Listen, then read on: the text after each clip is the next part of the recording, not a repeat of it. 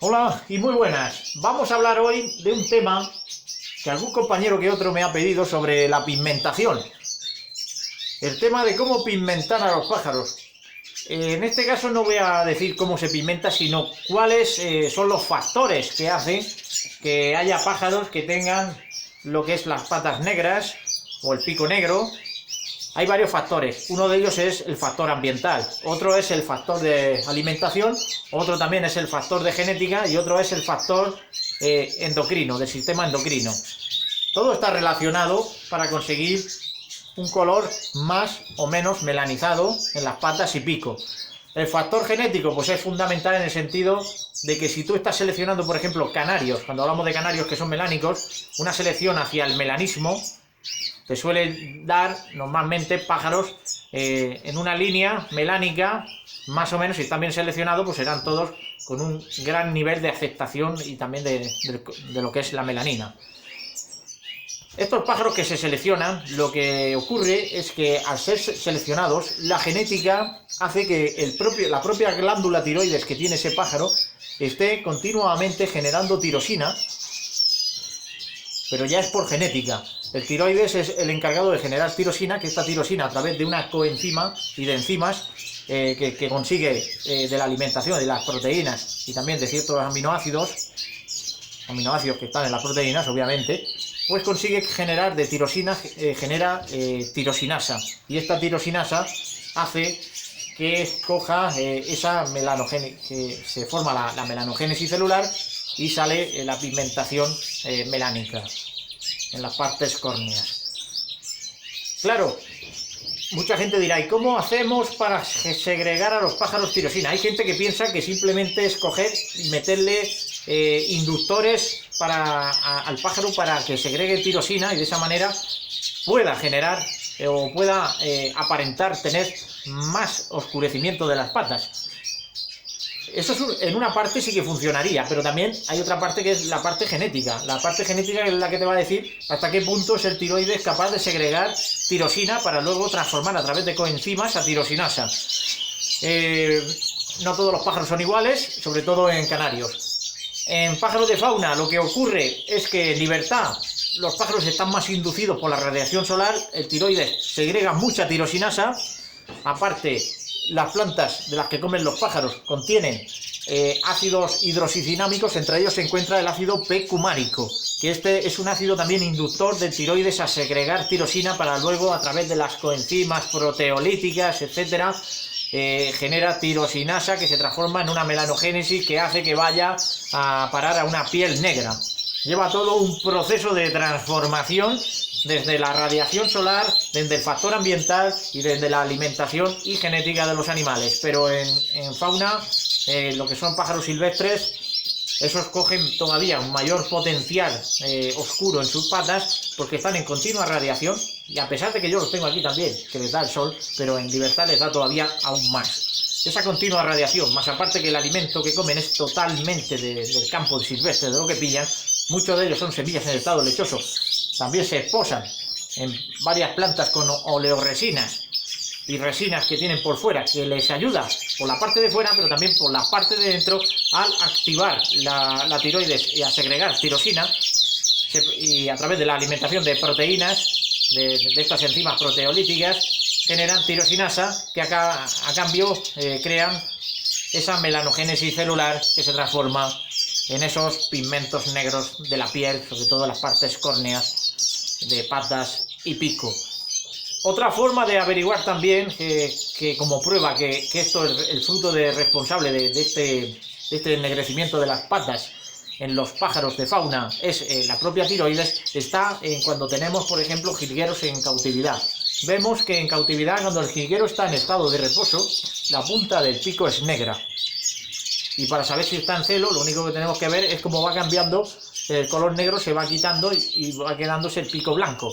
Ese color negro lo induce el tiroides cuando está en estado de reposo, genera más tirosina, esa tirosina a través de las enzimas y de los aminoácidos y proteínas, pues crea tirosinasa y forma ese punto o ese pico con la punta negra, que en estado silvestre es todavía más acrecentado. Se puede ver en jilgueros silvestres el pico aún más negro y las patas muy negras, y los lúganos igual.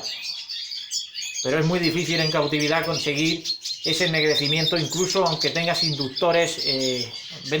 Hoy en día venden alimentos, productos, bueno, más que alimentos, productos, que son ricos en tirosina o en L-tirosina, para inducir al tiroides a segregar esa tirosina, que luego se transforma a través de estas enzimas proteolíticas en tirosinasa, melanogénesis celular, etc. Yo mismo utilizo espirulina con los cardenalitos. La espirulina también, al lleva yodo y lleva también activadores del tiroides, hace también que segregue bastante tirosina. Sobre todo los cardenalitos, que tienen un color negro y rojo, y aparte que por su naturaleza son exactamente de patas negras, como le pasa a los cabecitas.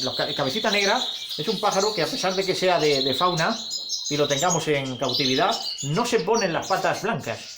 Por lo menos los que yo he tenido, las patas siguen manteniéndose negras. Le suelo meter algo de pipa, de selenio, etcétera, mantener el tiroides en activo. En cambio, los lúganos sí que se les ponen las patas más blancas. Estos que tengo aquí, por ejemplo, esta pareja tiene las patas casi blancas. No es blanco del todo, son grisáceas, porque llevan tiempo aquí en la voladera. Sin embargo, tengo otra hembra que metí hace poco, que viene de una jaula, y tiene lo que es la pata completamente blanca. Con el tiempo, y conforme se vaya aclimatando aquí, y vaya, bueno, está aclimatada, pero que vaya cogiendo más radiación y que se vaya colgando de las plantas también, que esto ayuda, pues irá ennegreciendo un poquito, pero solo un poquito. No te se va a poner con las patas negras como los que se ven en libertad.